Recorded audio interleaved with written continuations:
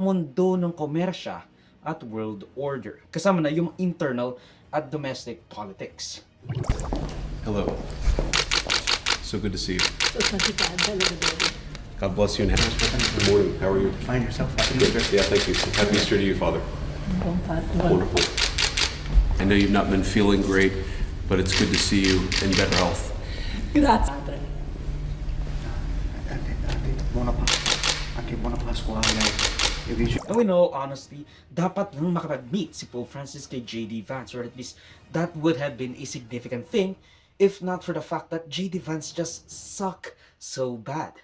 J.D. Vance, who is a Catholic but in name only. He is only the second VP na Katoliko. Pero dahil sa kamuhi-muhing paglalapastangan sa direksyong itinatahak ni Pope Francis, maybe we could understand the fact na ayaw kausapin ni Pope Francis si J.D. Vance and even back then, Trump. Even the Dalai Lama apparently cancelled his meeting with J.D. dahil sa recent coincidences.